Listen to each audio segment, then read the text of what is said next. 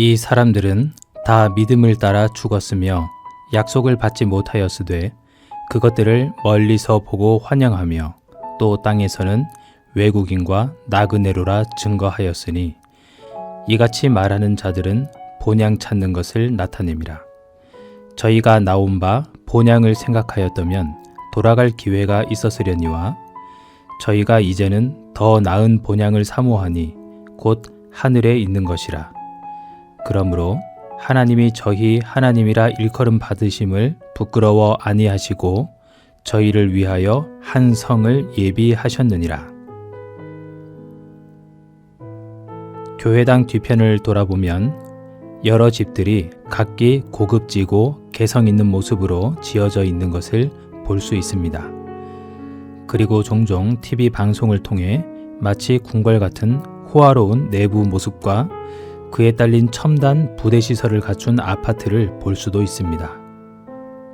우리는 세상엔 집이 수없이 많고 또 수없이 지어지고 있는데 내 집은 하나도 없구나 하는 푸념 섞인 농담조의 푸념을 듣기도 하기도 합니다.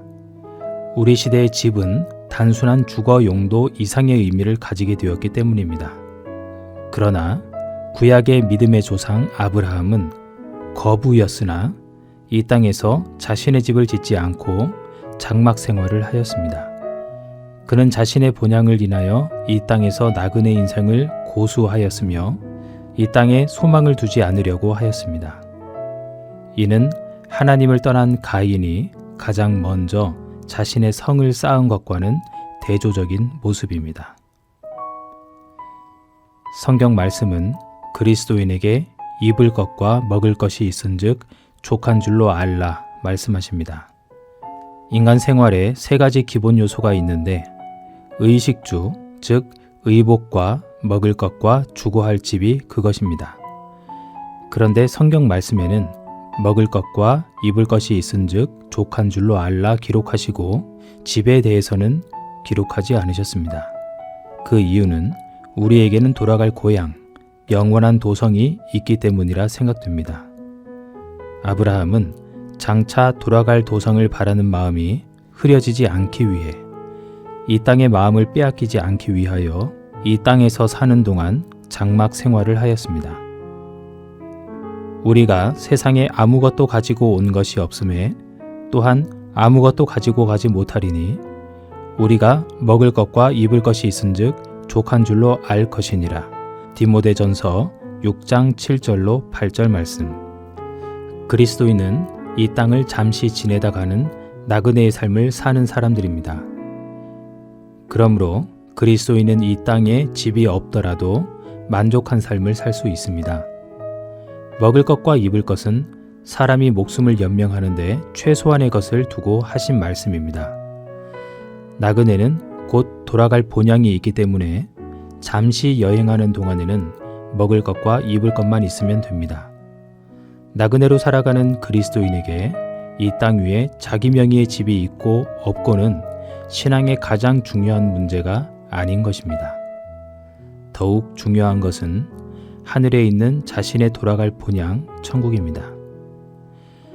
하나님을 떠나 자신의 성을 쌓은 가인의 모습처럼 세상 사람들은 세상의 집을 세워 자신의 공간을 만들고 거기서 안식을 얻으려 합니다.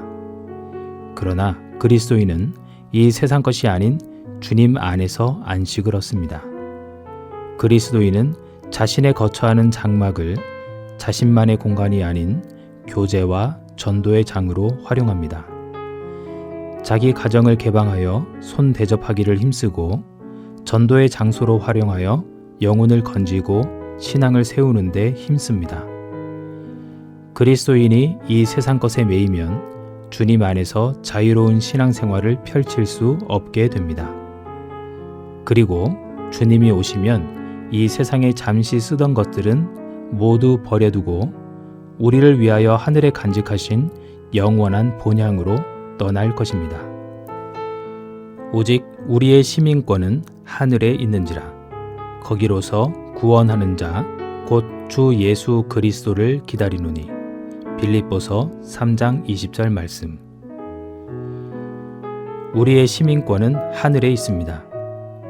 우리가 간절히 기다리는 주님께서 우리를 데리러 오시는 발자국 소리가 들리는 듯하고 문고리를 잡고 열기 직전 호흡을 가다듬으시는 주님의 숨결이 들리는 듯합니다. 그리스도인은 이 땅에서 주님을 기다리는 자들입니다. 그리고 주님과 함께 살 본향을 사모하는 사람들입니다. 언젠가 본향에 우리 모두가 함께 할 때까지 우리 본향에 대한 소망을 함께 지키고 아름답게 가꾸어 가기를 바랍니다.